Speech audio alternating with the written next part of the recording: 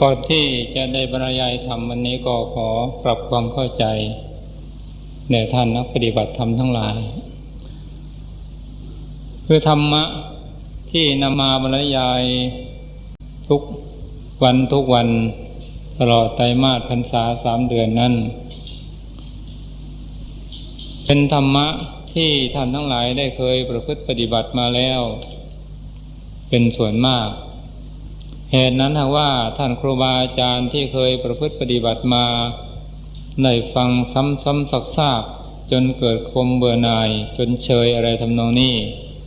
ก็ขอได้เมตตาธรรมแด่บรรดาลูกศิษย์ลูกหาที่บวชใหม่เพราะธรรมะที่บรรยายนั้นส่วนมากก็มุ่งไปทางผู้ที่บวชใหม่จะเป็นส่วนมากเพราะเราทั้งหลายผู้ที่เป็นครูบาอาจารย์เคยได้ประพฤติปฏิบัติเคยฟังมาแล้วก็ถือว่าเป็นการสงเคราะห์อนุเคราะห์แก่ลูกศิษย์ลูกหาที่บวชใหม่สำหรับวันนี้จะได้นำธรรมะเรื่องของหายาก4ประการมาบรรยายของหายาก4ประการนั้นคือ 1. มนุษย์สภาโวจะทุลโภการที่จะได้เกิดขึ้นมาเป็นมนุษย์เป็นสิ่งที่ยากนักยากหนาเพราะเหตุอะไรเพราะเหตุว่าการที่จะมาเกิดเป็นมนุษย์ในนั้นในภพก่อนชาติก่อนต้องได้บำเพ็ญมนุษยธรรมให้สมบูรณ์เสียก่อนแล้วจึงจะสามารถมาเกิดในภพนี้ชาตินี้เป็นมนุษย์ได้แล้วขอให้ท่านนักปฏิบัติธรรมทั้งหลายได้เข้าใจว่าคำว่ามนุษย์กับคนนั้นไม่เหมือนกันคำว่าคนพอดีเรามาถือปฏิสนธิในครรภ์ของมารดาเขาก็เรียกว่าคนแล้วคลอดออกมาเขาก็เรียกว่าคนเจริญเติบโตขึ้นมาเขาก็เรียกว่าคนแต่จะยังเรียกเป็นมนุษย์ไม่ได้ต่อเมื่อใดเราได้บำเพ็ญมนุษยธรรมคือสุจริตธรรม10ประการหรือว่าศีล5ประการสมบูรณ์แล้วจึงจะเรียกว่ามนุษย์ได้ท่านทั้งหลายลองสังเกตดูในวันที่เราบรรพชาอุปสมบทท่านอาจารย์ท่านได้สอบถามอันตรายิกธรรมบทหนึ่งมีอยู่ว่ามนุษย์โสสิเจ้าเป็นมนุษย์หรือทำไมท่านยังถามคำเช่นนี้ทั้งที่เห็นกันอยู่ท่านก็ถามเราว่าเราเป็นมนุษย์หรือถ้าเราตอบว่านัตถิพันเตข้าพเจ้าไม่ใช่มนุษย์ท่านก็ไม่บวชให้ที่ท่านถามนี้โบราณท่านได้กล่าวไว้ว่ามีพญานาคมีความเลื่อมใสในพระศาสนาและแปลงกายเป็นมนุษย์มาบวชในพระพุทธศาสนาวันหนึ่งจำวัดกลางวันขาดสติไม่ได้ระวังตัวเพศกลับเป็นพญานาคตามเดิมพระองค์จึงตรัสสั่งให้สึกพญานาคก็ยอมสึกแต่ขอพรว่าผู้ใดมาบวชในพระศาสนาขอให้ใส่ชื่อว่านาคที่จริงถ้าพูดตามหลักการและในพระไตรปิฎกแล้วไม่ใช่เช่นนั้นที่ท่านถามว่ามนุษย์โสสิเจ้าเป็นมนุษย์หรือเราจะตอบว่าอามะพันเตขอรับเจ้าข้าพระเจ้าเป็นมนุษย์ก็ต่อเมื่อเราบำเพ็ญมนุษยธรรมหรือว่ามีมนุษยธรรมประจำจิตประจำใจเสียก่อนจึงจะตอบว่าอามะพันเตได้เหตุนั้นก่อนจะบรรพชาอุปสมบทท่านจึงให้มามอบตัวเป็นศิษย์วัดเสียก่อน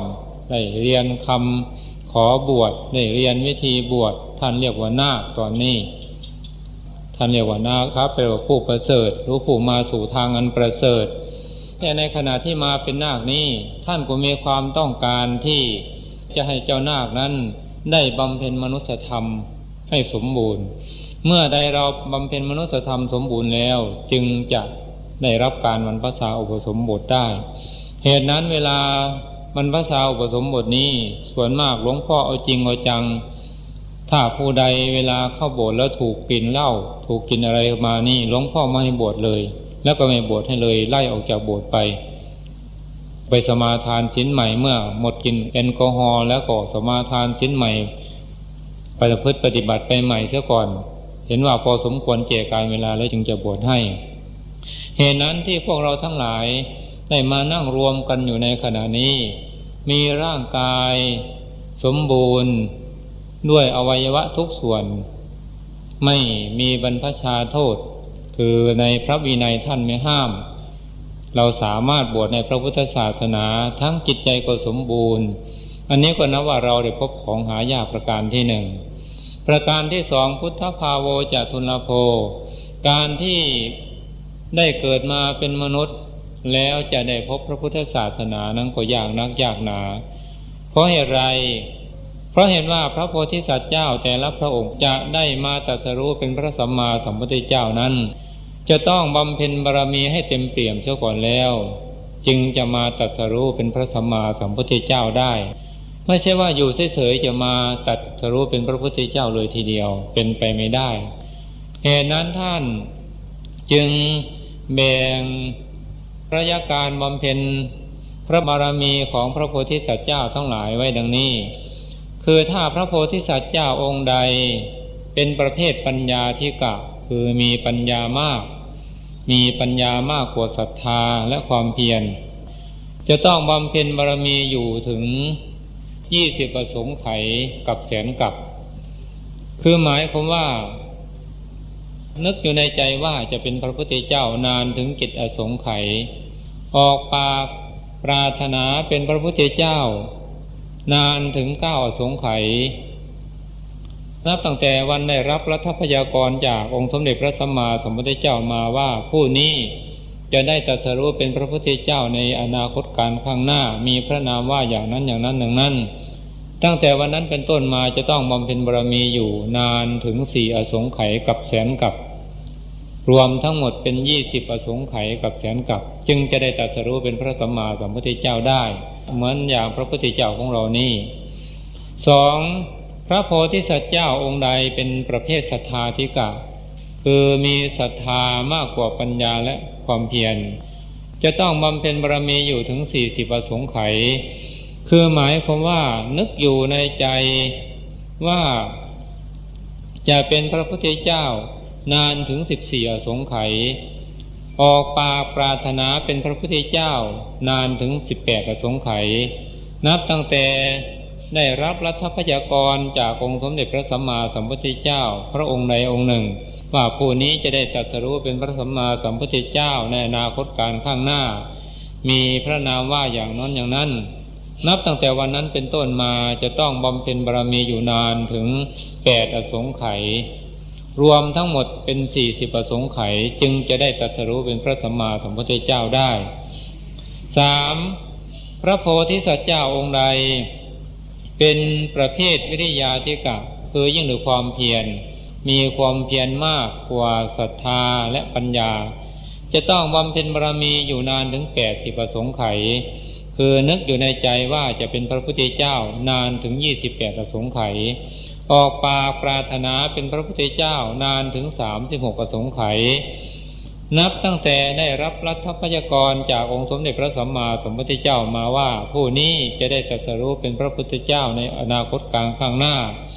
นับตั้งแต่วันนั้นเป็นต้นมาจะต้องบำเพ็ญบารมีอยู่นานถึง16 อสงไขยรวมทั้งหมดเป็น80 อสงไขยจึงจะได้ตรัสรู้เป็นพระสัมมาสัมพุทธเจ้าได้และพระโพธิสัตว์เจ้าดังกล่าวมาแล้วนี้ท่านก็แยกเป็น2 ประเภทคือประเภทอนิยตโพธิสัตว์แล้วก็ประเภทนิยตโพธิสัตว์อนิยตโพธิสัตว์นี้ยังมีคติไม่แน่นอนคือยังไม่มีพระพุทธเจ้าองค์ใดองค์หนึ่งพยากรณ์ว่าจะได้เป็นพระพุทธเจ้าในอนาคตการข้างหน้าอย่างโน้นอย่างนี้มีคติยังไม่แน่นอนสามารถเปลี่ยนคำอธิษฐานได้สามารถเปลี่ยนจิตเปลี่ยนใจได้แต่ถ้าประเภทนิยตโพธิสัตว์นั้นมีคติอย่างมั่นคงมีคติอย่างแน่นอนโดยที่ได้รับรัฐพยากรณ์จากสำนักขององค์สมเด็จพระสัมมาสัมพุทธเจ้าแล้วว่าจะได้ตรัสรู้เป็นพระพุทธเจ้าในวันข้างหน้าพระโพธิสัตว์ประเภทนี้เปลี่ยนไม่ได้เพราะอย่างไรเพราะว่าวาจาของพระพุทธเจ้านั้นเป็นพระวาจาสิทธิ์ใครจะมาเปลี่ยนคำพูดของพระพุทธเจ้านั้นเปลี่ยนไม่ได้เมื่อพระองค์ทรงตรัสไว้อย่างไรแล้วก็เป็นอย่างนั้นถ้าพระองค์ทรงตรัสว่าผู้นี้จะได้เป็นพระพุทธเจ้าในวันข้างหน้าผู้นี้จะได้บรรลุเป็นพระอรหันต์ในวันข้างหน้าตัวอย่างพระองค์ทรงพยากรณ์พระอานนท์นี่ว่า พระอานนท์จะได้บรรลุเป็นพระอรหันต์ในวันทำปฐมสังขายนาพระอานนท์ทำความเพียรตลอดคืนยั่งรุ่งก็นึกว่าพระองค์ทรงพยากรณ์ผิดอ่อนจิตอ่อนใจทำความเพียรตลอดคืนยั่งรุ่งเมื่ออ่อนจิตอ่อนใจแล้วก็เอนหลังลงเพื่อจะพักผ่อนหลับนอนในขณะที่เอนหลังลงไปนั้นศีรษะยังไม่จดพื้นยังไม่ได้จดหมอนเลยก็ได้บรรลุเป็นพระอรหันต์อันนี้เป็นอันยืนยันได้ว่าพระวาจาของพระองค์นั้นเป็นพระวาจาสิทธิ์พระองค์ทรงตรัสอย่างไรก็เป็นอย่างนั้นเช่นพระองค์ทรงตรัสว่าพระเจ้าสุปพุทธะที่ตันทางโคจรบิณฑบาตของพระพุทธเจ้าจะถูกพระธรณีสูบในปราสาท7 ชั้นล่างนับตั้งแต่วันนี้เป็น7 วันจะถูกพระธรณีสูบเมื่อถึงวันที่พระองค์ทรงกำหนดไว้แม้ว่าพระเจ้าสุปพุทธะจะทำพิธีป้องกันอย่างไรก็ไม่ฟังต้องถูกธรณีสูบจนได้นี่แหละท่านทั้งหลายพระโพธิสัตว์ประเภทนิจจตโพธิสัตว์นี้แก้ไขไม่ได้เปลี่ยนแปลงไม่ได้ต้องหน่อยบำเพ็ญบารมีไปจนครบสมบูรณ์แล้วก็เลยตรัสรู้เป็นพระสัมมาสัมพุทธเจ้าแต่วันนี้พวกเราทั้งหลายมานั่งรวมกันอยู่ในสถานที่นี้เราทั้งหลายแม้ว่าจะไม่ได้พบองค์สมเด็จพระสัมมาสัมพุทธเจ้าแต่ว่าเราได้พบพระธรรมวินัยอันเป็นคำสั่งสอนของพระองค์ท่านก็เท่ากับว่าเราได้พบพระพุทธเจ้าเพราะเหตุไรเพราะเหตุว่าก่อนจะปรินิพพานเพียงเล็กน้อยพระองค์ทรงตรัสไว้ว่าดูก่อนภิกษุทั้งหลายเมื่อใดเราตถาคตปรินิพพานไปแล้วพระธรรมก็ดีพระวินัยก็ดีที่เราตถาคตได้ตรัสไว้แล้วได้แสดงไว้แล้วนั่นแหละจะเป็นศาสดาของพวกเธอทั้งหลายคือพระองค์ไม่ได้ทรงแต่งตั้งให้ผู้ใดผู้หนึ่งทำหน้าที่แทนพระองค์คือแต่พระองค์ทรงเอาพระธรรมวินัยที่พระองค์ทรงประกาศแล้วตัดไว้แล้วนั่นแหละเป็นศาสดาแทนพระองค์สืบมาจนตราบเท่าถึงทุกวันนี้และบัดนี้พระธรรมวินัยอันเป็นคำสั่งสอนของพระองค์ท่านก็ยังสมบูรณ์ทั้ง 84,000 พระธรรมขันธ์พระคาถาธรรมเหล่าใดอันเป็นเหตุเป็นปัจจัยให้ผู้ปฏิบัติได้บรรลุอริยมรรคได้ผลเช่นสติปัฏฐาน 4สมปัฏฐาน 4อิทธิบาท 4อินทรีย์ 5พละ 5โพชฌงค์ 7อริยมรรคมีองค์8ประการก็ยังสมบูรณ์อยู่ทุกประการเหตุนั้นพวกเราทั้งหลายที่ได้มีโอกาสมาบรรพชาอุปสมบทมาบวชในพระศาสนามีโอกาสได้มาเจริญสมถภาวนาและวิปัสสนาภาวนานี้ก็นับว่าเราได้พบของหายากประการที่ 2 3ปัปปชิตาภาโวจะทุลโภการที่บุคคลได้เกิดขึ้นมาเป็นมนุษย์พบพระพุทธศาสนาแล้วจะได้มีโอกาสมาบวชในพระพุทธศาสนานั้นก็ยากนักยากหนาเพราะเหตุไรเพราะเหตุว่าผู้ที่จะมาบวชในพระพุทธศาสนาได้นั้นต้องอาศัยเหตุปัจจัยที่ตนได้สั่งสมอบรมไว้ในภพก่อนชาติก่อนแล้วก็ประกอบด้วยเหตุสิ่งแวดล้อมในปัจจุบันนี้ประกอบกันจึงจะมีโอกาสบวชได้บางท่านมีความประสงค์อยากจะบวชแต่สิ่งแวดล้อมในปัจจุบันไม่เอื้ออำนวยก็บวชไม่ได้หรือบางท่านสิ่งแวดล้อมในปัจจุบันเอื้ออำนวยยินดีที่จะให้บวชแต่เรากลับไม่มีภาษาศรัทธาในการที่จะบวชในพระพุทธศาสนาอันนี้ก็บวชไม่ได้แต่พวกเราทั้งหลายที่ได้นั่งรวมกันอยู่นี้นับว่าเราทั้งหลายได้สั่งสมอบรมบุญกุศลไว้ในปุเรกชาติมากจนล้นฟ้าล้นดินจึงได้มีโอกาสมาบวชในพระพุทธศาสนาการมาบวชในพระพุทธศาสนาในขณะนี้ของเราท่านทั้งหลายก็นับว่าเราได้พบของหายากประการที่ 3ประการที่ 4วิปัสสนาภาโวจะทุลโภการที่บุคคลเกิดขึ้นมาเป็นมนุษย์พบพระพุทธศาสนาแล้วหรือว่ามีโอกาสได้มาบรรพชาอุปสมบทในพระพุทธศาสนาแล้วจะได้มีโอกาสเจริญวิปัสสนาภาวนานั้นก็เป็นของหาได้ยากท่านทั้งหลายลองนึกดูสิว่ารอบตัวของเราสมมติว่าภายในหมู่บ้านของเรานั้นแหละผู้ที่ได้เจริญวิปัสสนาภาวนานั้นมากน้อยแค่ไหนเพียงไรหรือว่าภายในตำบลของเราผู้ที่ได้เจริญวิปัสสนาภาวนามากน้อยแค่ไหนเพียงไรหรือว่าภายในวัดของเราผู้ได้เจริญวิปัสสนาภาวนามากน้อยแค่ไหนเพียงไรเพราะฉะนั้นการเจริญวิปัสสนาภาวนานี้ท่านยังอุปมาไว้ว่าผู้ที่ได้เจริญวิปัสสนาภาวนานั้นอุปมาเหมือนกันกับเขาโค แต่สำหรับผู้ที่ไม่ได้เจริญวิปัสสนาภาวนานั้นอุปมาเหมือนกับขนโคย่อมมากกว่าเขาโคชั้นใดผู้ที่ไม่ได้เจริญวิปัสสนาภาวนาย่อมมากกว่าผู้ที่ได้เจริญวิปัสสนาเหมือนกันฉันนั้นแต่ว่าบัดนี้พวกเราทั้งหลายซึ่งนั่งรวมกันอยู่ที่นี้แล้วก็ได้มีโอกาสมาเจริญวิปัสสนาภาวนานี้ก็นับว่าเราได้เป็นผู้มีบุญล้นฟ้าล้นดินเป็นผู้ได้พบของหายากประการที่สี่ที่ได้มีโอกาสมาเจริญวิปัสสนาและการเจริญภาวนานั้นมีอยู่สองประการคือหนึ่งสมถภาวนาคือภาวนาเป็นอุบายสงบใจภาวนาประเภทนี้ไม่เกี่ยวกับปัญญาเป็นแต่เพียงว่าต้องการที่จะทำใจให้สงบเป็นอัปปนาสมาธิเท่านั้นอารมณ์ของสมถภาวนาตามที่ท่านกล่าวไว้ในคัมภีร์วิสุทธิมรรคมีอยู่40ประการคือกสิณ10อนุสติ10อสุภะ10พรหมวิหาร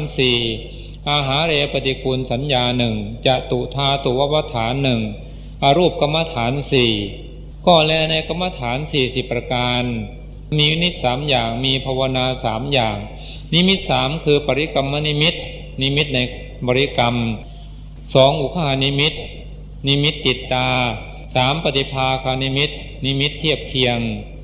ปริกรรมนิมิตและอุคหานิมิตทั้ง2อย่างนี้ได้ทั่วไปในกรรมฐานทั้งสิ้น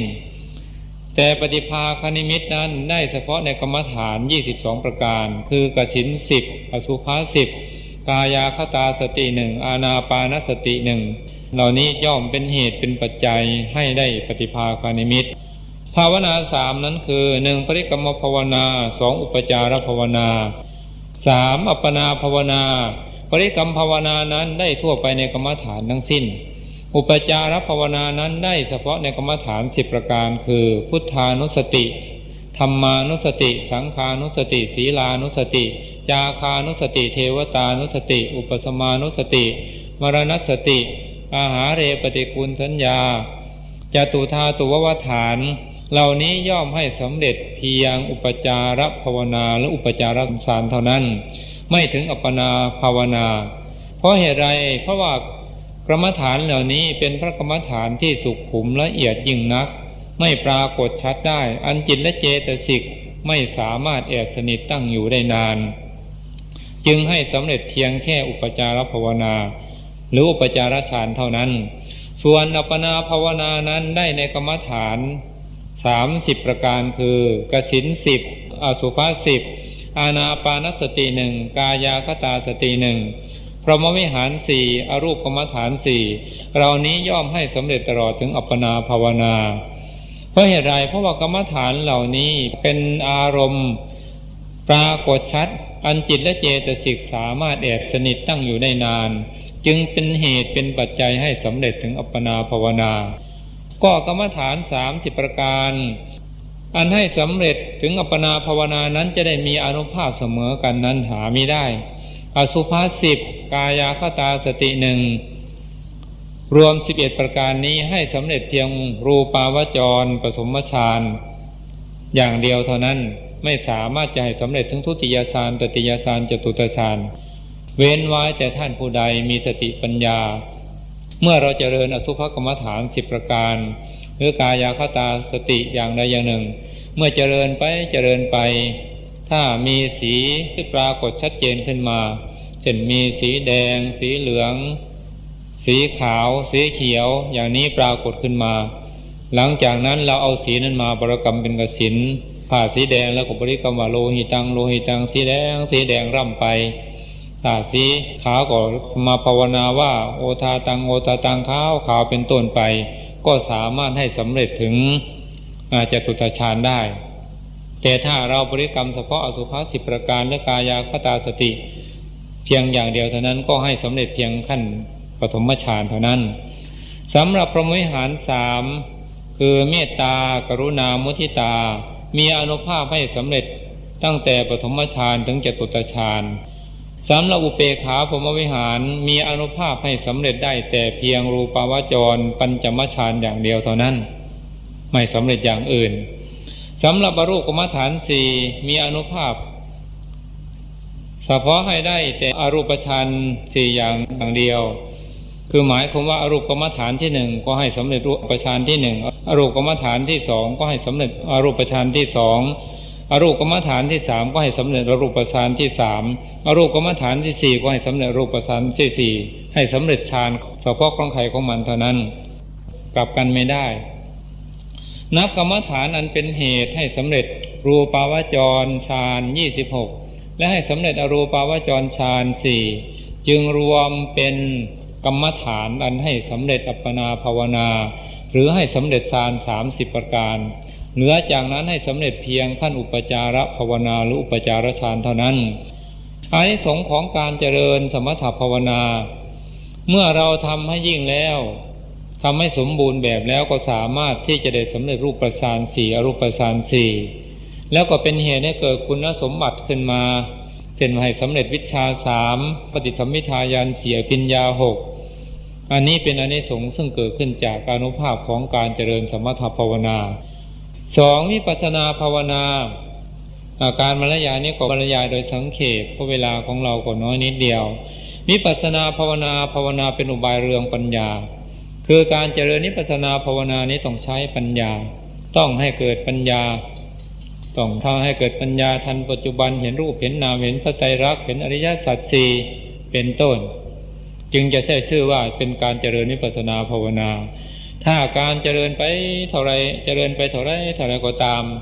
สติสัมปชัญญะของเราไม่ทันปัจจุบันไม่ทันรูปทันนามไม่รู้ว่าอะไรเป็นรูปเป็นนามไม่รู้ว่าอะไรเป็นอนิจจังทุกขังอนัตตาไม่รู้อริยสัจทั้งสี่แม้เจริญเท่าไรก็ตามก็ไม่จัดว่าเป็นวิปัสสนาภาวนาอารมณ์ของวิปัสสนาภาวนานั้นคือขันธ์5อายตนะ12ธาตุ18อินทรีย์22ปฏิจจสมุปบาทอันนี้เป็นอารมณ์ของวิปัสสนาภาวนาแต่เมื่อสรุปลงแล้วก็ได้แก่รูปกับนามนั่นเองย่นเข้าในเวลาประพฤติปฏิบัติก็ได้แก่อาการของอาการยุบเป็นต้นนี้เป็นอารมณ์ของวิปัสสนาภาวนาที่การเจริญวิปัสสนาภาวนาอานิสงส์ของการเจริญวิปัสสนาภาวนานั้นย่อมเป็นเหตุเป็นปัจจัยให้รู้แจ้งแทงตลอดซึ่งสภาวะความเป็นจริงของธรรมชาติคือสิ่งใดมีอยู่เป็นอยู่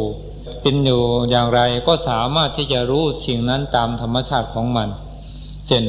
เรารู้สังขารทั้งหลายทั้งปวงที่มีใจคลองก็ดีไม่มีใจคลองก็ดีเราก็จะรู้ว่าสังขารทั้งหลายทั้งปวงเหล่านี้มันตกอยู่ในกฎของไตรลักษณ์คืออนิจจังไม่เที่ยงเกิดขึ้นมาแล้วดับไปเป็นทุกขังทนอยู่ไม่ได้เกิดขึ้นมาแล้วดับไปเป็นอนัตตาบังคับบัญชาไม่ได้เกิดขึ้นมาแล้วก็ดับไปเหล่านี้เป็นต้นอันนี้พูดโดยย่อที่การรู้สภาวธรรมของธรรมชาตินั้นมีประโยชน์อย่างไร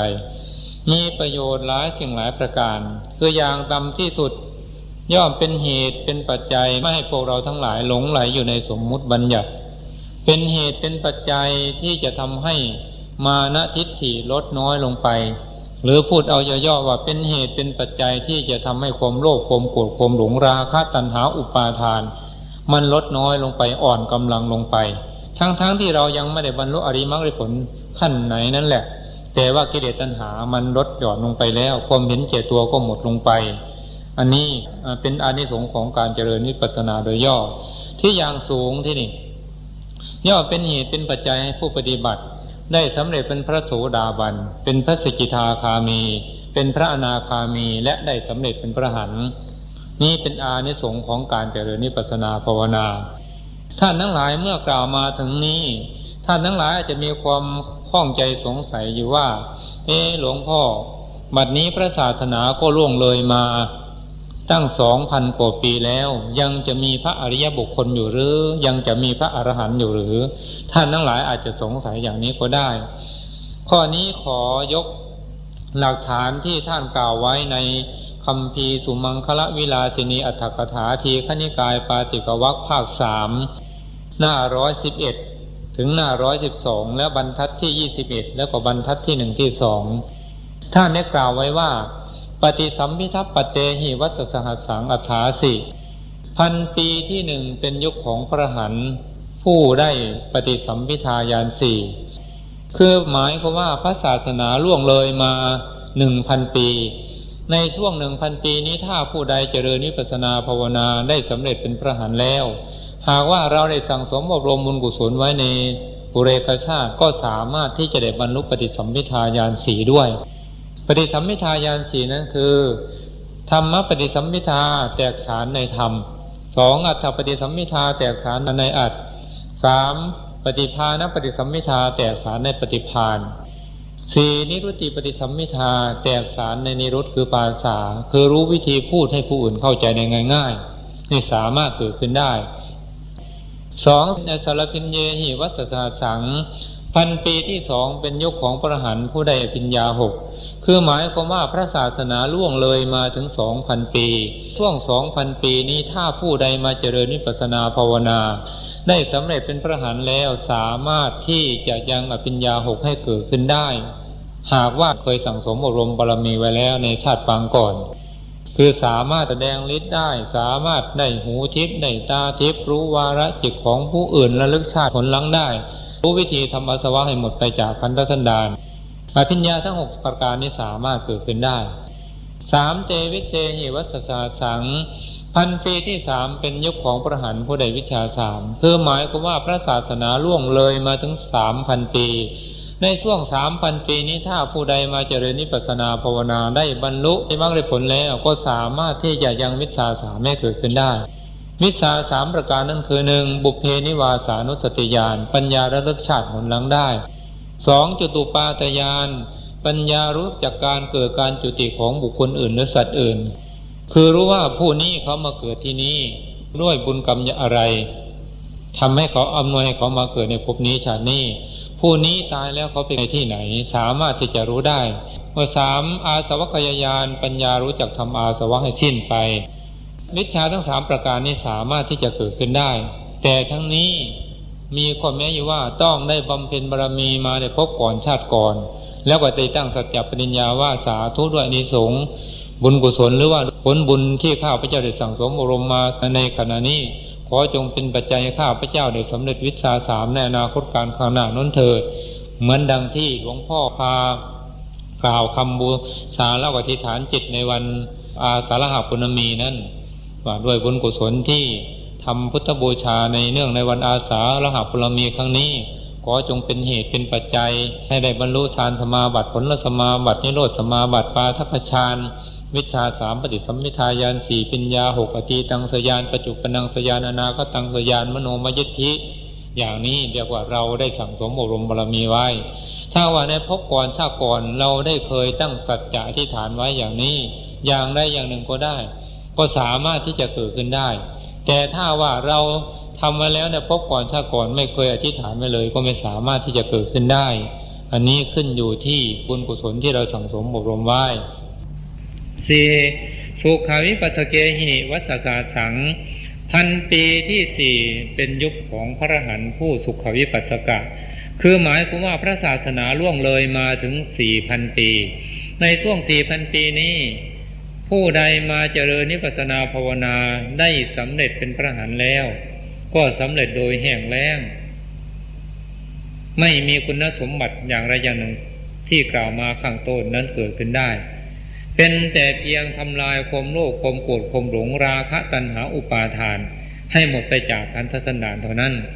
เรียกว่าบรรลุโดยแห้งแล้งไม่มีคุณสมบัติเราจะไปเทศน์ไปสอนผู้ใดที่ไหนอย่างไรก็ต้องท่องเอาตาเปียกตาแฉะจึงจะได้แล้วเราท่องอยู่ต้อง10 วัน15 วันหรือเดือนหนึ่งมาเทศยังไม่ถึง30 นาทีแล้วก็จบแล้วนี่ประเภทสุขวิปัสสกะ5. ปาติโมกเขหิวัสสาสัง1,000 ปีที่5เป็นยุคของพระโสดาบันพระสกิทาคามีและพระอนาคามีหมายความว่าพระศาสนาล่วงเลยมาถึง 5,000 ปีในช่วง 5,000 ปีนี้แม้ว่าเราจะทำความเพียรเรี่ยวแรงสักวันใดก็ตามก็ไม่สามารถที่จะได้บรรลุเป็นพระอรหันต์เป็นแต่เพียงว่าให้สำเร็จเป็นพระโสดาบันพระสกิทาคามีและพระอนาคามีเท่านั้นตามที่กล่าวมาทั้งหมดนี้มีหลักฐานกล่าวไว้ในคัมภีร์สุมังคลาวิลาสินีอัตถกถาทีฆนิกายปาติกวรรคภาค3หน้า111ถึง112และบรรทัดที่21แล้วก็บรรทัดที่1ที่2 ท่านกล่าวไว้เป็นหลักฐานอย่างนี้เหตุนั้นก็ขอให้ท่านนักปฏิบัติธรรมทั้งหลายอย่าได้ชะล่าใจตาม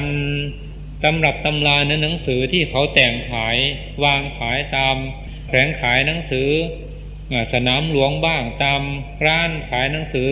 ที่อำเภอโน้นบ้างที่จังหวัดนี้บ้างอันนั้นเป็นการแต่งขึ้นมาโดยที่ไม่เข้าใจถ่องแท้ในเนื้อหาสาระของธรรมะไม่ได้อ่านพระไตรปิฎกมาโดยถ่องแท้ถ้าว่าเราอ่านพระไตรปิฎกมาจะรู้ทันทีทีนี้เราจะเชื่ออย่างไรเราจะเชื่อคนแต่งหนังสือขายหรือจะเชื่อตำรับตำราที่กล่าวไว้ในพระไตรปิฎกเราก็ต้องเชื่อตามที่กล่าวไว้ในพระไตรปิฎกเพราะพระไตรปิฎกนั้นเป็นที่บรรจุคำสอนขององค์สมเด็จพระสัมมาสัมพุทธเจ้าธรรมะที่พระองค์ทรงตรัสไว้ 84,000 ข้อหรือ 84,000 พระธรรมขันธ์รวมอยู่ในลงในพระไตรปิฎกทั้งหมดขอเหตุนั้นขอให้ท่านทั้งหลายหากว่าเคยเข้าใจผิดมาก็ขอได้กลับจิตกลับใจใหม่ซะแล้วก็ขอพูดโดยตรงว่าสำหรับผลของการประพฤติปฏิบัตินั้นหากว่าเราตั้งอกตั้งใจประพฤติปฏิบัติอยู่ผลก็ย่อมมีอยู่เป็นธรรมดาเหมือนกันกับเราปลูกต้นไม้ถ้าเราตั้งอกตั้งใจปลูกตั้งอกตั้งใจพรวนดินใส่ปุ๋ยรดน้ำกำจัดศัตรูพืชมันก็สามารถผลิดอกออกผลมาให้เราช่วยชมได้ข้อนี้ชั้นใดการประพฤติปฏิบัติธรรมก็ดีหากว่าเรามีศรัทธาจริงมีความเป็นจริงตั้งอกตั้งใจประพฤติปฏิบัติจริงผลก็ย่อมตามมาเป็นธรรมดาเพราะว่าธรรมดามันเป็นมาอย่างนี้เหตุนั้นก็ขออย่าไปเข้าใจตามคนทั้งหลายเขาแต่งตำรับตำราปรำปรามาแล้วก็ไปเชื่อเขาอย่างที่เขาพูดกันมาในสำนักโน้นว่าอย่างนั้นสำนักนั้นว่าอย่างนี้สำนักนั้นเมื่อก่อนโน้นเป็นพระมหากัสสปะมากะเป็นมหากัสสปะทำสุขของพระพุทธเจ้ากับจากศาสตร์โน้นมาเกิดเป็นพระรูปนี้หรือว่าผู้นี้เมื่อก่อนโน้นเคยเป็นพระสารีบุตรกลับจากศาสตร์พระสารีบุตรมาเกิดเป็นผู้นี้อะไรทำนองนี้เราฟังแล้วก็หมดไม่จำเป็นต้องอ่านหนังสือเล่มนั้นอีกต่อไปเพราะว่านอกจากจะรู้ลีลาการเขียนหนังสือหรือการแต่งหนังสือของเขาเท่านั้นเพราะว่าเมื่อสำเร็จเป็นพระอรหันต์แล้วจะกลับชาติมาเกิดอีกเป็นไปไม่ได้ขัดต่อหลักความจริงที่พระองค์ทรงตรัสไว้เหตุนั้นเราจะเชื่ออะไรต้องใช้ศรัทธาญาณสัมปยุตคือต้องใช้ศรัทธาที่ประกอบด้วยปัญญาอย่าได้เป็นศรัทธาที่โมกเชื่ออย่างงมงายต่อไปการเจริญภาวนาที่นี่การเจริญภาวนาที่ทำกันอยู่ในทุกวันนี้ทั้งในประเทศทั้งที่ต่างประเทศไม่เหมือนกันคือบางสำนักก็ใช้คำภาวนาอย่างหนึ่งบางสำนักก็ใช้คำภาวนาอย่างหนึ่งทั้งนี้ขึ้นอยู่ที่กุศโลบายของครูบาอาจารย์ท่านผู้สอนคือบางสำนักจะภาวนาว่าพุทโธพุทโธสองบางสำนักภาวนาว่าสัมมาอรหังสัมมาอรหังสามบางสำนักภาวนาว่าสัมพุทโธสัมพุทโธสี่บางสำนักภาวนาว่าอิติปิโสภควาอิติปิโสภควาห้าบางสำนักหายใจเข้าภาวนาว่าพุทหายใจออกภาวนาว่าโธหกบางสำนักหายใจเข้าภาวนาว่าพุทโธหายใจออกภาวนาว่าพุทโธเจ็ดบางสำนักหายใจเข้าภาวนาว่านะมะพะทะนะมะพะทะแปดบางสำนักภาวนาว่ารู้หนอรู้หนอเก้าบางสำนักภาวนาว่านั่งหนอถูกหนอสิบบางสำนักภาวนาว่าถูกหนอถูกหนอ11บางสำนักภาวนาว่ากระทบหนอกระทบหนอ12บางสำนักภาวนาว่าพองหนอยุบหนอ13บางสำนักภาวนาว่านั่งเป็นรูปรู้เป็นนาม14บางสำนักภาวนาว่าไหวนิ่งไหวนิ่ง15บางสำนักยกมือไปยกมือมาภาวนาว่าเกิดดับเกิดดับ16บางสำนักหายใจเข้าหายใจออกกำหนดรู้เฉยๆไม่ต้องภาวนาว่ากระไร17บางสำนักภาวนาว่านะมะพะทะนะมะพะทะที่นี่การเดินจงกรมก็ไม่เหมือนกันบางสำนักเวลาเดินจงกรมภาวนาว่าขวาย่างหนอซ้ายย่างหนอสองบางสำนักเวลาเดินจงกรมเวลาขวาย่างภาวนาว่าพุทโธซ้ายย่างภาวนาว่าพุทโธสามบางสำนักภาวนาว่าก้าวหนอก้าวหนอสี่บางสำนักภาวนาว่าก้าวเป็นรูปรู้เป็นนามห้าบางสำนักภาวนาว่าย่างหนอย่างหนอหกบางสำนักภาวนาว่ายกย่างเหยียบ7บางสำนักภาวนาว่ารู้หนอรู้หนอ8บางสำนักภาวนาว่าเกิดดับเกิดดับ 9บางสำนักภาวนาว่าไว้นิ่งไว้นิ่ง10บางสำนักกำหนดรู้เฉยๆไม่ต้องภาวนาว่าอะไรเวลาเดินโยกม11บางสำนักเวลาเดินโยกมภาวนาว่าไว้นิ่งไว้นิ่งทีนี้การที่กล่าวมาทั้งหมดนี้สำนักไหนผิดสำนักไหนถูกด้วยกันทั้งนั้นไม่มีสำนักไหนผิดเลยคือหมายความว่าถ้าการภาวนานั้นเราภาวนาต้องการที่จะทำจิตให้ของเราสงบเป็นสมาธิเป็นอุปจารสมาธิเป็นอัปปนาสมาธิเป็นฌานก็ถูกแบบสมถภาวนาหรือสมถกรรมฐานแต่ถ้าเราภาวนาหรือบริกรรมเพื่อจะทำให้เกิดปัญญาเพื่อจะให้รู้แจ้งถึงสภาวะธรรมหรือสิ่งที่ตนภาวนานั้นเช่นเราภาวนาพองขึ้นมาภาวนาพุทโธยุบลงไปภาวนาพุทโธก็ดีพองขึ้นมาภาวนาพองเนาะก็ดียุบลงไปภาวนาว่ายุบเนาะก็ดีเราต้องการจะรู้ว่าต้นพองเป็นอย่างไรกลางพองเป็นอย่างไรสุดพองเป็นอย่างไรต้นยุบเป็นอย่างไรกลางยุบเป็นอย่างไรสุดยุบเป็นอย่างไรเราสำเนียกในใจให้รู้สภาวะความเป็นจริงในอารมณ์ของกรรมฐานที่ตนบริกรรมหรือตนภาวนานั้นก็ถูกแบบวิปัสสนากรรมฐานทีนี้การเจริญพระกรรมฐานนั้นถ้าว่าเราใช้เพียงขั้นบริกรรมก็เป็นสมถะภาวนาหรือสมถกรรมฐานคือใช้แต่เป็นเพียงบริกรรมว่าพุทโธพุทโธพุทโธหรือพองน้อยยุบน้อพองน้อยยุบน้อไปเรื่อยๆไม่เกี่ยวโดยปัญญาเป็นแต่เพียงจะทำใจให้สงบเป็นอัปปนาสมาธิถ้าเราใช้เพียงขั้นบริกรรมอย่างนี้ก็ถูกแบบสมถภาวนาแต่ถ้าเราใช้พิธีกำหนดนี่เรากำหนดเช่นว่าเวลายกเท้าขึ้นไปขวาย่างน้อเริ่มยกเป็นอย่างไรก้าวเป็นอย่างไรเวียงลงเป็นอย่างไรเวลาเหยียบเป็นอย่างไรขาไหนหนักขาไหนเบาเรารู้กำหนดอาการพองอาการยุบต้นพองกลางพองสุดพองเป็นอย่างไรต้นยุบกลางยุบสุดยุบเป็นอย่างไรเรากำหนดรู้อาการของมันถ้าใช้วิธีกำหนดอย่างนี้ก็ถูกแบบวิปัสสนาภาวนาหรือวิปัสสนากรรมฐานแต่ถึงอย่างไรก็ขอให้ท่านทั้งหลายได้ทำความเข้าใจว่าการบริกรรมก็ดีการกำหนดก็ดีเราไม่เอาเราบริกรรมหรือเรากำหนดเพื่อรอการเกิดขึ้นของสมาธิสมาบัติรอการเกิดขึ้นของมรรคผลนิพพานต่างหากอุปมาเหมือนกันกับเราต้องการจะดื่มเครื่องดื่มสักขวดหนึ่งอย่างนี้เราก็ไปซื้อมาทั้งขวดเช่นว่าไปซื้อโค้กบ้างเป๊ปซี่บ้างสไปร์บ้างเหล่านี้เป็นต้นเราซื้อมาทั้งขวดเมื่อซื้อมาแล้วเราก็เปิดดื่มแต่น้ำของมันเท่านั้นขวดเราก็ทิ้งไปข้อนี้ชั้นใดเราจะใช้บริกรรมหรือใช้กำหนดบทไหนอย่างไรก็ตามเราบริกรรมและกำหนดเพื่อรอการเกิดขึ้นของสมาธิสมาบัติมรรคผลนิพพานเท่านั้นเมื่อสมาธิสมาบัติมรรคผลนิพพานเกิดขึ้นมาแล้วคำบริกรรมและคำภาวนานั้นเราก็ทิ้งไปเราเอามรรคเอาผลเอานิพพานเอาสมาบัตินั้นต่างหากและท่านทั้งหลายก็ขอให้ทำความเข้าใจอีกอย่างหนึ่งว่าเพราะเหตุไรว่าการบริกรรมหรือการภาวนานี้จึงมีมากเพราะเห็นว่าธรรมะอันเป็นคำสั่งสอนขององค์สมเด็จพระสัมมาสัมพุทธเจ้านั้นมีมากคือมีถึง 84,000 ข้อหรือ 84,000 พระธรรมขันธ์พระคาถาเหตุนั้นเวลาปฏิบัติใครจะเอาที่ไหนมาบริกรรมมาภาวนามากำหนดได้ทั้งนั้นใครจะบริกรรมอย่างไรภาวนาอย่างไรหรือกำหนดอย่างไรก็ตามผลที่ต้องการเหมือนกันหมดคือต้องการที่จะพ้นทุกข์ต้องการจะบรรลุสุขอันไพบูลย์คือมรรคผลนิพพานเหมือนกันหมดอุปมาเหมือนกับคนทั้งหลายเกิดขึ้นมาแล้วต้องการเงินด้วยกันทั้งนั้นผู้ทำนาก็ต้องการเงินผู้ทำสวนก็ต้องการเงินผู้ทำไร่ก็ต้องการเงินพวกเย็บปักถักร้อยก็ต้องการเงินพวกเสริมสวยก็ต้องการเงินพวกเลี้ยงสัตว์ก็ต้องการเงินสร้างโรงงานอุตสาหกรรมก็ต้องการเงินผู้เดินรถก็ต้องการเงินผู้เป็นข้าราชการก็ต้องการเงินผู้ทำมาค้าขายก็ต้องการเงินหนักเข้าผู้ที่ไปลักขโมยไปปล้นไปจี้จับไปเรียกค่าไถ่ต้องการเงินด้วยกันทั้งนั้นแต่วิธีหาเงินของคนไม่เหมือนกันข้อนี้ฉันใดทุกคนเกิดขึ้นมาแล้วต้องการที่จะพ้นทุกข์ต้องการจะบรรลุสุขอันไพบูลย์คือมรรคผลนิพพานแต่เพราะว่าธรรมะมีมากการประพฤติปฏิบัติจึงไม่เหมือนกันเหตุนั้นก็ขอให้ท่านครูบาอาจารย์ทั้งหลายได้เข้าใจหลักการและวิธีการประพฤติปฏิบัติและการประพฤติปฏิบัติในพรรษานี้ก็อยากให้เป็นไปในแนวเดียวกันเพราะจะสะดวกในการสอบในการสอนว่ารูปโน้นก็ปฏิบัติอย่างโน้นรูปนี้ก็ปฏิบัติอย่างนี้ ถ้าจะประพฤติปฏิบัติอย่างนี้ก็จึงว่าสภาวธรรมที่ปฏิบัติมามันจะเสื่อมถ้าคิดอย่างนี้เรียกว่าเข้าใจผิดหลายๆองค์ที่มาประพฤติปฏิบัติ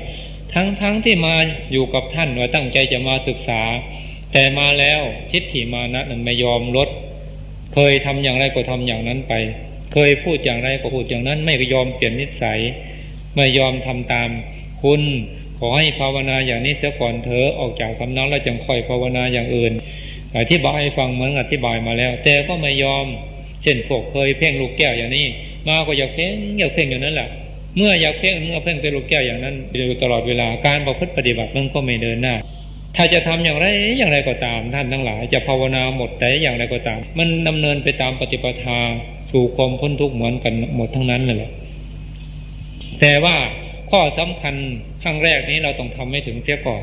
ถ้าเราทำให้ถึงขั้งแรกแล้วต่อไปเราจะภาวนาอย่างไรได้ทั้งนั้นภาวนาทำอย่างนี้เราเคยเข้าฌานได้เคยเข้าปฐมฌานทุติยฌานตติยฌานจตุตฌานได้เคยเข้ารูปฌานที่1ที่2ที่3ที่4ได้เพราะว่าเราเคยประพฤติปฏิบัติมาแล้วทีนี้เมื่อเรามาได้อย่างนี้แล้วต่อไปเราจะเข้าสมาธินี่เราไม่ภาวนาเลยเรานั่งดูวัตถุใดอย่างหนึ่งก็ได้โดยที่สำรวมจิตนั่งเพ่งวัตถุนั้นๆจะเป็นนาฬิกาก็ได้เป็นพระพุทธรูปก็ได้ก็สามารถเข้าสมาธิได้เหมือนกันเคยเข้า24ชั่วโมงก็เข้า24ชั่วโมงได้เหมือนกันเคยเข้า12ชั่วโมงก็สามารถเข้า2ชั่วโมงได้เหมือนกันหรือไม่อย่างนั้นเราใช้คำภาวนาว่าขี้เกียจเนาะขี้เกียจเนาะขี้เกียจเนาะขี้เกียจเนาะแต่ที่จริงเราไม่ขี้เกียจแต่เราใช้คำภาวนาว่าขี้เกียจเนาะขี้เกียจเนาะก็สามารถเข้าสมาธิได้6ชั่วโมง12ชั่วโมง24ชั่วโมงเหมือนกันหรือว่าเราจะภาวนาว่าอยากตายเนาะอยากตายเนาะอยากตายเนาะแต่เราไม่อยากตายนะแต่เราใช้คำภาวนาว่าอยากตายเนาะอยากตายเนาะก็สามารถเข้าสมาธิได้6ชั่วโมง12ชั่วโมง24ชั่วโมงหรือ30ชั่วโมงได้เหมือนกันแต่เรามีข้อแม้อยู่ว่าต้องประพฤติปฏิบัติให้ถึงที่เสียก่อนให้ได้เสียก่อนจึงจะทำอย่างนี้ได้หากว่ายังไม่ได้ไปถึงเราจะมาภาวนาอย่างนี้ก็ทำไม่ได้เหตุนั้นขอให้ท่านทั้งหลายได้เข้าใจตามนี้ต่อไปองค์คุณของผู้ปฏิบัติถ้านักปฏิบัติธรรมต้องการที่จะให้การประพฤติปฏิบัติให้ได้ผลเร็วนั้นท่านทั้งหลายต้องเป็นผู้ประกอบไปด้วยองค์คุณสมบัติดังนี้คือ1ต้องมีสติมาคือมีสติสมบูรณ์กำหนดให้ทันปัจจุบันเราจะยืนเดินนั่งนอนกินดื่มพูดคิดทำจิตใดๆก็ตามกำหนดให้ทันปัจจุบันข้อที่2สัมปชาโนมีสัมปชัญญะรู้ตัวทั่วพร้อมคือจะยืนจะเดินจะนั่งจะนอนจะกินจะดื่มจะพูดจะคิดทำจิตใดๆก็ตามรู้ตัวทุกขณะเหมือนกับเราเขียนหนังสือสมมติว่าเราจะเขียนตัวกออย่างนี้เราต้องเขียนไปตามสติมันวาดไว้แล้วว่าตัวกอมีรูปร่างลักษณะอย่างนี้ก็เขียนไปในขณะที่เขียนแล้วก็รู้ตัวว่าเราเขียนถูกเขียนผิดก็รู้ตัวว่าเขียนผิดอันนี้เรียกว่าสัมปชาโนรู้ตัวทั่วพร้อมข้อที่3วิริยะคือความเพียรคือมีความหมั่นความขยันฉันทะพอใจทำกรรมฐานมีวิริยะแข็งใจทำกรรมฐานมีจิตตะตั้งใจทำกรรมฐานมีวิมังสาฉลาดในการทำกรรมฐานเมื่อท่านทั้งหลายตั้งอยู่ในองค์คุณทั้ง3ประการนี้ก็สามารถที่จะทำให้การประพฤติปฏิบัตินั้นได้ผลเร็วและรับรองว่าไม่เสียสติไม่เป็นบ้าแต่ถ้าขาดคุณธรรมทั้ง3ประการนี้อาจจะเป็นบ้าไปก็ได้เสียผู้เสียคนไปก็ได้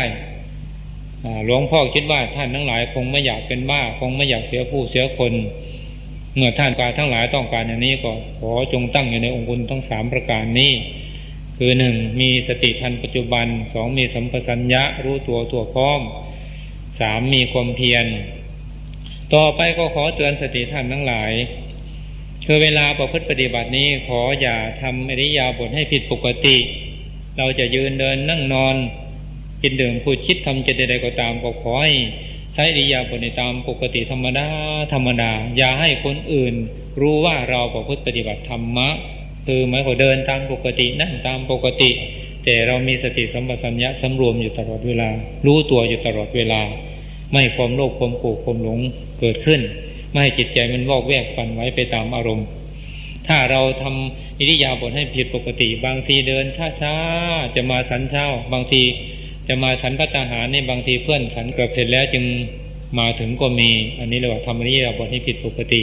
บางทีจะมาทำวัดเช้าทำวัดเย็นมาบอกวัดอย่างนี้เพื่อนจนเลิกกันเราจึงเดินมาถึงนี่แต่ว่าอริยบทผิดปกติถ้าไปอยู่บางแห่งเขาจะถามว่าท่านอาจารย์ครับท่านเป็นโรคอะไรท่านเป็นโรคอัมพาตหรืออะไรเขาจะว่าเอาถ้าคนอื่นมาเห็นเราอย่างนี้เขาก็จะหาว่าเราเป็นบ้าเมื่อเป็นเช่นนี้ใครๆก็ไม่อยากมาประพฤติปฏิบัติการเผยแผ่พระศาสนาก็เป็นไปไม่ได้เหตุนั้นขออย่าทำให้อิริยาบถผิดปกติสองอย่าให้ความต้องการเกิดขึ้นเช่นเวลานั่งกรรมฐานก็ดีเดินโยกมก็ดีเราเผลอไปอยากได้เกินไปก็เป็นเหตุให้ความต้องการเกิดขึ้นเช่นว่าจะทำให้การเดินก็จงกรมครั้งนี้หรือนั่งสมาธิครั้งนี้จะให้สมาธิเกิดขึ้นจะให้วิปัสสนาญาณเกิดขึ้นจะให้เห็นพระไตรลักษณ์จะเห็นอนิจจังทุกขังอนัตตาจะเห็นอริยสัจสี่จะเข้าสมาธิให้ได้เท่านั้นชั่วโมงเท่านั้นนาทีอย่างนี้เรียกว่าทำความต้องการให้เกิดขึ้นถ้าเราตั้งใจไว้อย่างนี้แล้วทำกรรมฐานมีผลเสียอยู่2ประการคือหนึ่งถ้าเกิดขึ้นตามที่เราตั้งใจไว้ก็เป็นเหตุให้เกิดโลภะเกิดวิสมโลภะเกิดตัณหาเกิดมานะทิฏฐิแต่ถ้าไม่เกิดตามความต้องการของเราก็เป็นเหตุให้เกิดโกสัสสะความเจียดค้านเกิดโทมนัสความน้อยใจความแห้งผากใจความคับแค้นใจ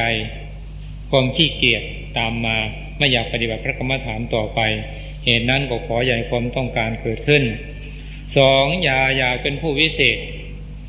เช่นว่าเราทำกรรมฐานอย่างนี้ครั้งนี้เราทำให้วิเศษกว่าเพื่อนเราจะให้บรรลุก่อนเพื่อนเราจะทำให้หูทิพย์เกิดขึ้นตาทิพย์เกิดขึ้น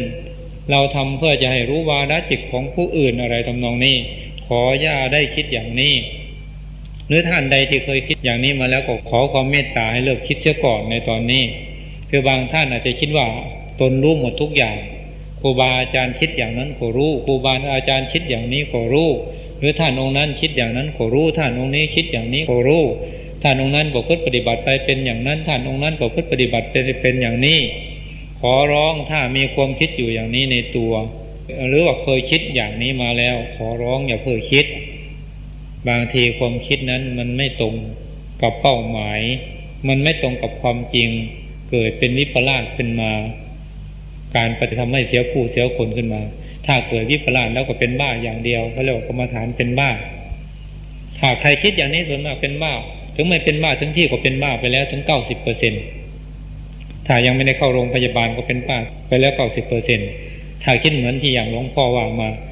หลวงพ่อนี่เป็นอย่างนั้นอย่างนั้นได้สำเร็จขั้นนั้นแล้วหรือว่าหลวงพ่อยังไม่ได้สำเร็จอะไรเลยมีหนำซ้ำยังต้องอาบัติอย่างนั้นอย่างนั้น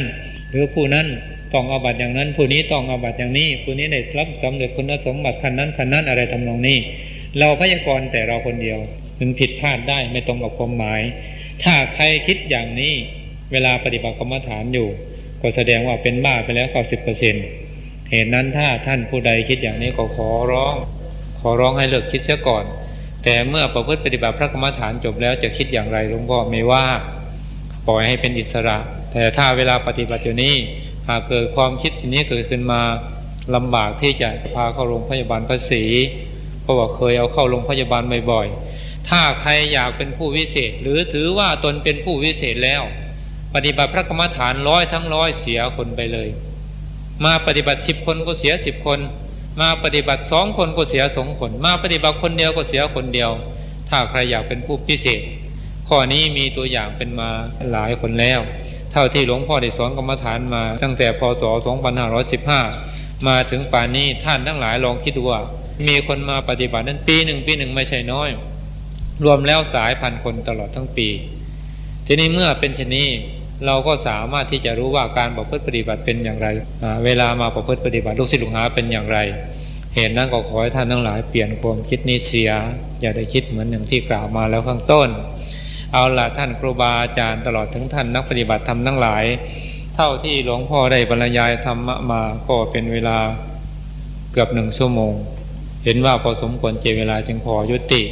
ในท้ายที่สุดนี้ด้วยอานุภาพคุณพระพุทธเจ้าพระธรรมประสงค์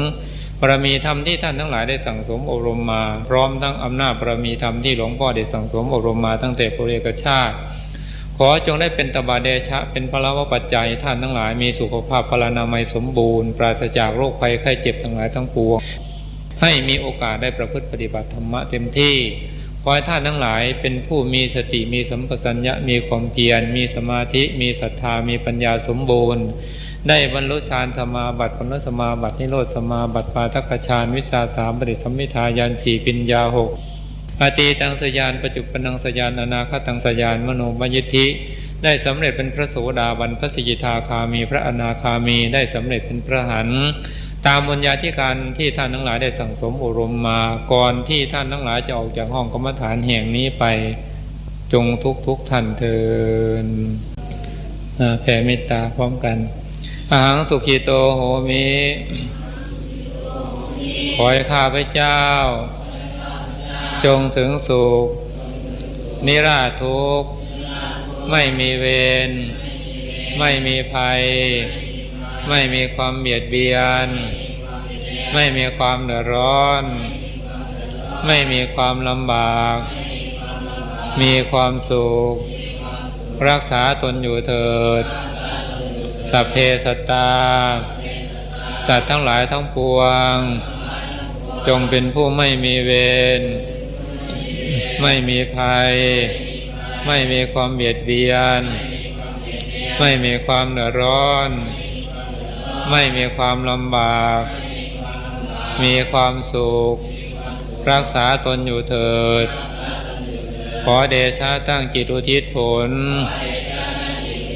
บุญกุศลนี้แผ่ไปให้ไพศาลถึงบิดามารดาครูอาจารย์ทั้งปู่ย่าตายายและลูกหลานทั้งญาติมิตรและคนเคยร่วมรักสมัครใคร่